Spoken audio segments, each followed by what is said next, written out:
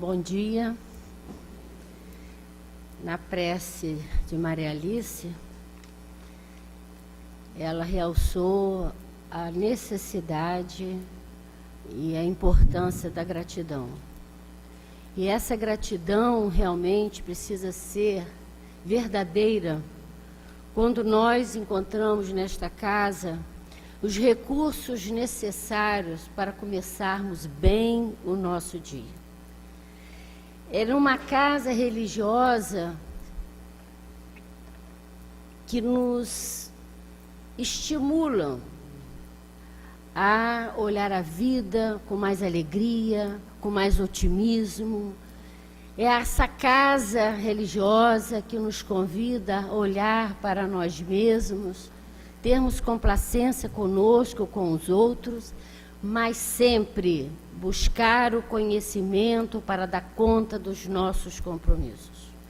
E é assim que nós começamos a nossa reflexão hoje, na continuidade do Evangelho segundo o Espiritismo, no capítulo 21, em que é uma continuidade nas sextas-feiras, que nós temos tido esse estudo anteriormente. Haverá falsos cristos e falsos profetas.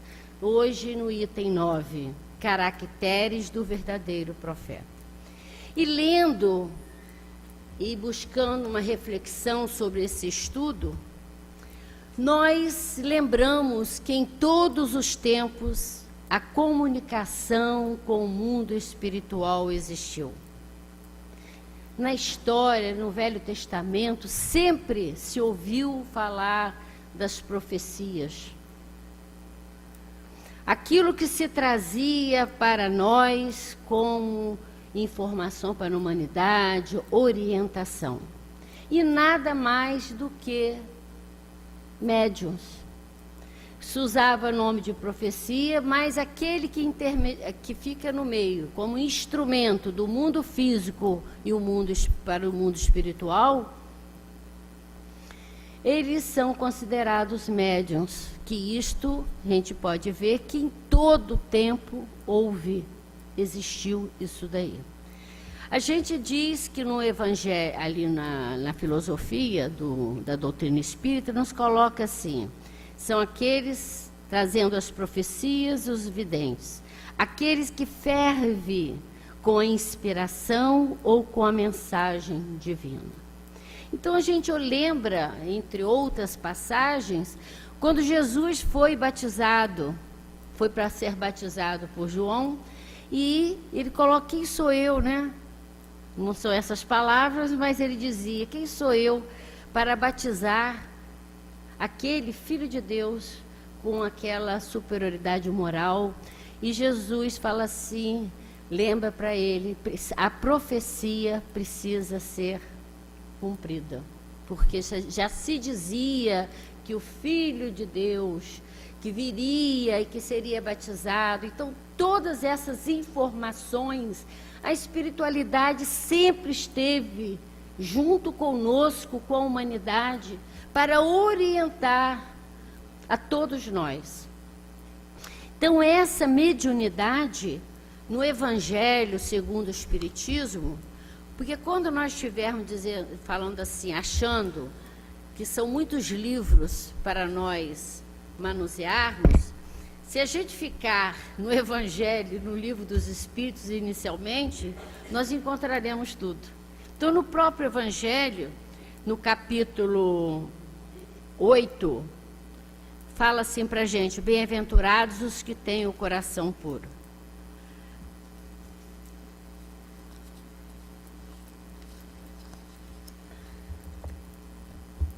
Deixa eu pegar a colinha aqui primeiro, antes de falar sobre isso.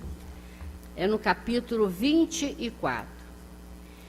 A mediunidade resulta de uma disposição orgânica. Porque a gente ouve mediunidade, como é que é mediunidade? Eu quero ser médium, como é que é essa história, não é isso?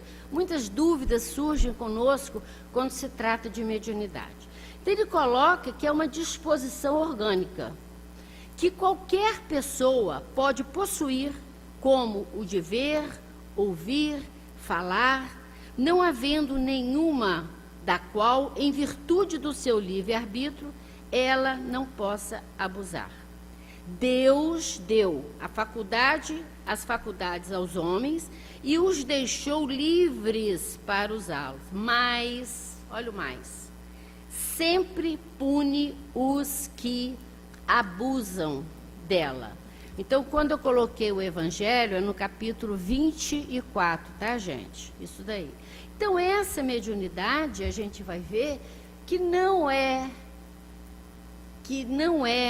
independe, isto é, independe do credo, independe da condição social, econômica, de uma época. Não é, portanto, exclusividade da doutrina espírita.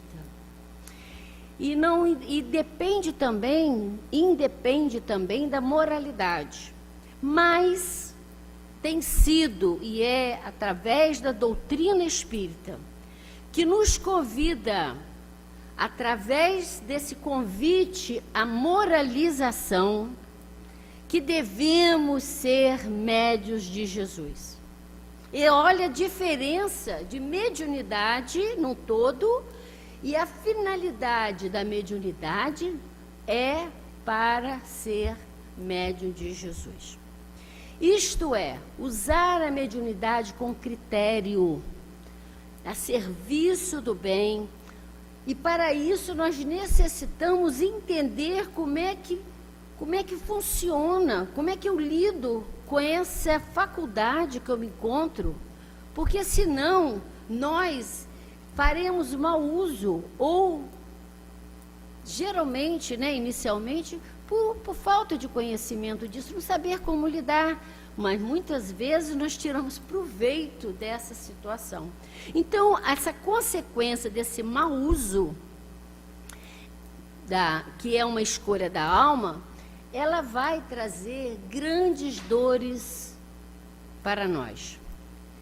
No sentido de consequências espirituais, consequências do próprio físico, que vem trazendo para nós os desequilíbrios. Porque nós, com isto, a mediunidade mal usada, feito mau uso dela, traz consequências e ligações com espíritos inferiores. Então, começa a partir daí os processos obsessivos, não é? A de subjugação, da possessão, da fascinação. Estaremos tão envolvidos com isso que aparentemente o médium é uma pessoa que se apresenta equilibrado, mas na utilizando-se de má informações, nessa ligação com espíritos zombeteiros, espíritos maldosos, espíritos ignorantes, aqueles que monopolizam o médium para que ele não seja instruído, e começa então a falar o médium, a falar o que o espírito inferior quer. Então, aparentemente, usamos aquele médium como recurso para as nossas necessidades, porque também não estamos tendo conhecimento de como funciona isso. Na ignorância dessas faculdades, na ignorância da vida, e acabamos nos comprometendo. Quantos loucos, entre aspas, observamos nas ruas, observamos entre nós mesmos, porque na verdade somos loucos ainda, e que são convidados, são colocados nos internados como loucos, e na verdade o que tem é uma mediunidade torturada. Por falta desse conhecimento, todos nós, perdemos ou impedimos de sermos esse louco. Impedimos de sermos loucos e deixamos a oportunidade de nos curarmos quanto mais cedo tivermos, pela falta dessas informações. Então, com esses processos, esses abusos, o mau uso, Moisés proibiu. Houve uma proibição exatamente pelo mau uso dessa comunicabilidade com os espíritos. Como também nós vamos ver o evangelista, João Evangelista, que é o motivo do nosso estudo desse capítulo, quando ele lembra para a gente: não creai em todos os espíritos, veja se eles são de Deus. Porque o que mais nós ouvimos é isso, mas foi o Espírito que falou. Eu tive na casa tal, não, lá em casa alguém foi um médium, olha, falou tanta coisa comigo, ó, descobriu tudo, mas tem que descobrir, porque se é médium, faz uma leitura, os Espíritos fazem uma leitura na nossa tela mental. Então, nós é que passamos a informação das nossas necessidades, das nossas carências, e conhece-nos, sabe qual é aquilo que nós estamos querendo. Então, para atender as nossas necessidades, que não são necessidades, para atender os nossos pedidos de milagres, para resolver um problema para nós, que nós somos responsáveis para resolver os nossos próprios problemas, nós encontramos todos médiuns, espíritos que dão respostas para tudo. Então, isso já é um motivo para nós começarmos a pensar: peraí, a quem eu estou procurando? Então, o João Evangelista faz isso para nós. E quantas vezes tem colocado os mentores, as orientações, e Jesus deixou várias falas para nós, como a todo instante colocou para a gente: vigiai e orai. Olha que ele coloca a palavra primeiro, o verbo vigiar primeiro. Porque nós oramos de boca para fora. Nós oramos fazendo os pedidos imediatos, materialistas, que não tenho nada contra isso, mas sem um processo de eu buscar e eu trabalhar as minhas necessidades, atendendo assim como se fosse um milagre. Então ele coloca: vigiai o pensamento, vigiai o que está acontecendo, e entra em oração para que os maus pensamentos, as más influências acelerem, tragam à tona aquilo que na verdade você tem. Porque aí nós paramos com essa colocação de que o espírito nos faz mal, é o espírito que é culpado, foi o médium que me trouxe essa informação, tirando-nos toda a nossa responsabilidade diante da vida. E coloca-nos também aqui em Mateus, ele traz para a gente: aqueles que me dizem Senhor, Senhor, não entrarão no reino dos céus. E quando colocou Hipócritas, Isaías bem profetizou, dizendo: este povo honra-me com os lábios, mas seu coração está longe de mim. É aquilo que nós apresentamos como sábios, como orientador, e que com a sinceridade, mas dentro de nós existe a mentira, o desejo de enganar, a falsidade. Então, o que o outro está fazendo com a mediunidade, lamentamos, mas é um problema do outro. O que nós estamos sendo convidados aqui é olharmos para nós. Aquilo que eu quero para mim, já que eu estou começando a entender esse processo. Com tudo isso, a quem eu estou buscando? A quem que eu vou ouvir? Qual é o verdadeiro profeta? Como é que ele está sendo usado a mediunidade? Por que que eu estou me permitindo ser instrumento dos espíritos inferiores, dos médiuns invigilantes? É isso que nós estamos buscando para nós vivermos melhor. Isso é questão, gente, nem é questão ainda do nosso coração estar puro, porque não está. É uma questão de inteligência para nós estarmos vivendo melhores diante da lei de Deus. Isso vai nos trazer conforto, consolação, vai nos trazer um roteiro, porque nós sempre iremos comparar aquilo que a mediunidade, aquele que estão usando a mediunidade, se está correto. Será que Jesus falaria isso comigo? Será que o doutor Erma vai dizer para mim, através de Alda, e vai dizer assim: não, filho, você está muito cansada. Descansa, pega um mês de férias, descansa. Que, no entanto, ele diz que as portas da casa não fecham nunca. Porque ele diz para nós que a dor não tem férias. E a gente sabe que quando nós estamos um pouco adoentada, a gente encontra nesta casa gente com a direção com pneumonia e atendendo a todos nós. E isso é um exemplo. Então, quando Jesus coloca para a gente desmascarar esses hipócritas, esses médios, nós temos o direito exatamente mostrando uma outra face, tendo conhecimento do que é certo. Não é ir lá desmascarar, você está errado, você está falando. Não temos nada com isso. Mas nós estamos tendo a oportunidade de ver a mediunidade com Jesus. Então nós precisamos estar atentos, nós somos inteligentes.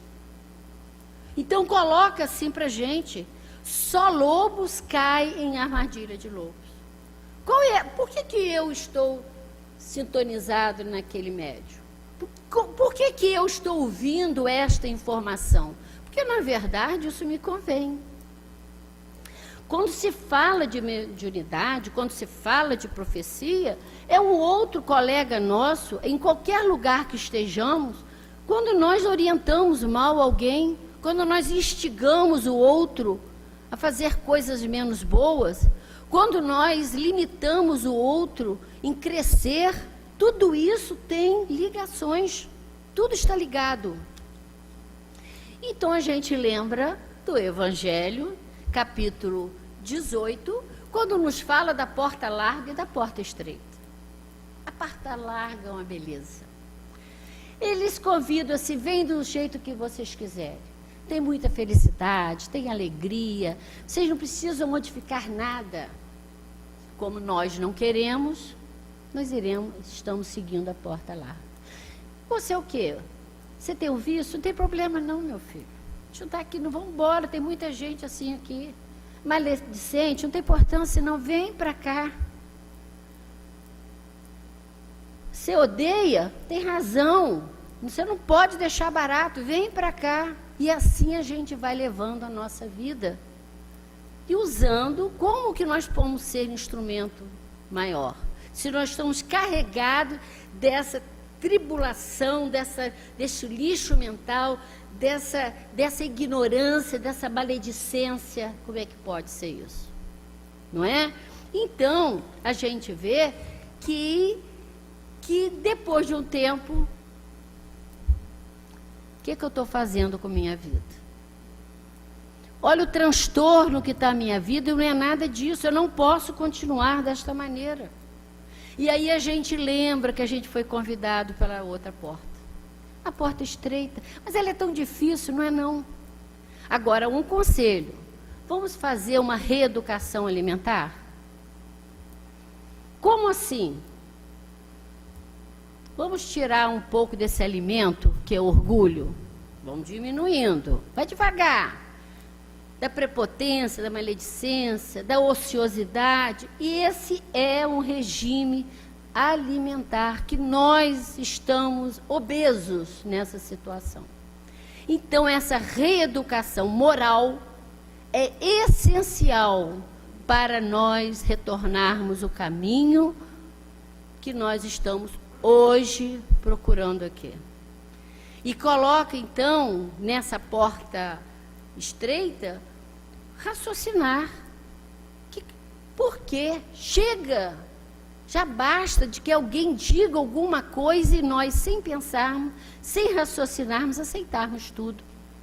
Porque a fé raciocinada, ela nos convida, nós temos dúvidas, e teremos, mas são dúvidas saudáveis.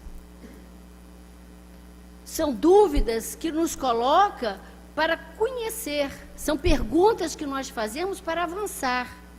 São dúvidas saudáveis porque nós queremos chegar àquele fim. Então, se nós ainda nada sabemos, como disse, sei que nada sei, então essa dúvida é necessária. Ao contrário da porta larga, eu não tenho dúvida de nada. Eu não quero saber. Mas por quê? É aquela eterna pergunta, mas que não está interessado na resposta. Então, é o eterno, é o descrente. É o descrente porque ele não quer procurar. Então, tem esse lado, né, que temos que observar. Então, se nós, ali na objetivo nosso, então, da religião, porque nós falamos da nossa casa, então coloca o Evangelho também, no capítulo 8, diz assim: a finalidade da religião é conduzir o homem a Deus. Mas o homem só chega a Deus quando se torna perfeito. A religião que não torna o homem melhor não atinge seu objetivo. Então eu não posso esperar, não devo esperar que a religião resolva os meus problemas e saio daqui dizendo a casa é fraca. Quando nós observarmos que as dificuldades aparentemente continuam, mas eu estou firme e forte para vencer e buscando recursos para dar conta da minha vida, essa religião está boa para mim. Essa religião me faz ver que ontem, o que eu achei que era dar uma resposta mal criada, era motivo de aplauso entre os amigos, hoje eu me questiono, que tanta bobagem. Eu preciso vencer a minha intemperância, as minhas agressividades, eu não consigo ainda, mas eu preciso fazer isso. Então, a religião verdadeira nos convida a olharmos para nós mesmos. Então, ele coloca assim: a crença na eficácia dos signos exteriores é nula, se ela não impede que se cometam homicídios, adultério, expoliações, que se digam calúnias, que se façam mal ao próximo, qualquer que seja. Olha só, gente, ela faz supersticiosos, hipócritas, fanáticos, mas não faz o homem de bem. Portanto, não basta ter a aparência da pureza, é preciso, antes de tudo, ter a pureza do coração. É isso que nos convida aqui. Então, diante de tantas reencarnações, porque ainda nós não temos certeza que não é a primeira encarnação, né, gente? Nós estamos reencarnando. Podemos dizer que não conhecemos Jesus? Que ele não trouxe para nós e tem ensinado os seus ensinamentos? E que quando ele trouxe para a gente, não vos deixarei órfão, quando ele planejou toda essa morada para nós, junto com os espíritos superiores, quando ele pediu a Pedro: apacenta minhas ovelhas, quando tem esse pleiade de espírito nos colocando bom senso, equilíbrio, orientação, mas preferimos aqueles profetas que vêm ao nosso encontro atendendo as nossas inferioridades? Acreditar que eles resolvam nossas dificuldades pelo meio mais fácil?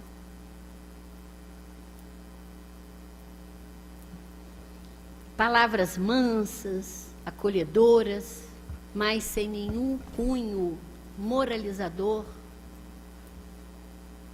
Então, na questão 8772 do Livro dos Espíritos, nos coloca assim para a gente: a doutrina espírita é evidentemente muito mais moral. É por isso a decepção de muitos. Moral, a cura é moral. Admite no homem o livre-arbítrio em toda a sua plenitude. E ao lhe dizer que se faz o mal, cede a uma má sugestão exterior. Deixa-lhe toda a responsabilidade, uma vez que reconhece seu poder de resistir, o que é evidentemente mais fácil do que lutar contra a sua própria natureza. Assim, a doutrina espírita nos diz: não há sedução irresistível. Então, a escolha das nossas ações são nossas, mas tem as consequências. E quando lê no livro do Evangelho, quando coloca as causas atuais das aflições, são mais escolhas nossas. Eu sou eu que escolho o que eu quero, realmente. Mas você também vai ter as consequências. É isso que a gente depois fica complicando isso para a gente, né? Porque a gente não quer saber disso. Então, o Evangelho vai colocando para a gente nada mais do que foi lido no início do estudo, e que eu aconselho vocês, quando chegarem em casa, a olhar quem são os verdadeiros, não é? Espíritos nobres, os médios, que diz assim: o verdadeiro missionário de Deus deve justificar sua missão pela sua superioridade moral, suas virtudes, sua grandeza, pela influência moralizadora. Os profetas se revelam pelos seus atos, na sua humildade, não é? Eles não faz alarmes. A finalidade é ajudar. E coloca para a gente que haverá muitos falsos cristos. E aí a gente fala assim: mas Cristo faria isso? Doutor Bezerra faria isso? Doutor Erma faria isso? Então nós temos que já ter esse parâmetro do bom, do bem, para que se possa descobrir o que não é bom. Então ele coloca isso daí para a gente, e a gente, o nosso tempo já está esgotando, e que a gente termina, então, nessa leitura, quando o caminho, verdade e vida, numa lição de 74, quando bota mãos limpas, nos dá um exemplo de um grande profeta, de um grande médium. Mãos limpas. E Deus, pelas mãos de Paulo, fazia maravilhas extraordinárias. Atos 19, 11. O Evangelho não nos diz que Paulo de Tarso fazia maravilhas, mas que Deus operava maravilhas extraordinárias por intermédio da mão dele. Médium é o intermediário. Sem a faculdade, sem a comunicação dos espíritos, ele não faz nada. O Pai fará sempre o mesmo, utilizando todos os filhos que lhe apresentarem mãos limpas.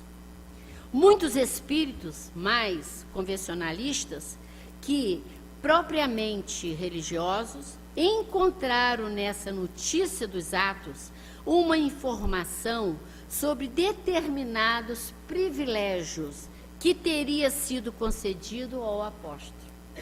Antes de tudo, porém, é preciso saber que semelhante concessão não é exclusiva. A maioria dos crentes prefere fixar o Paulo santificado, sem apreciar o trabalhador militante. Quanto custou ao apóstolo a limpeza das mãos? Raros indagam relativamente a isso. Recordemos que o amigo da gentilidade fora rabino, famoso em Jerusalém. Movimentara-se entre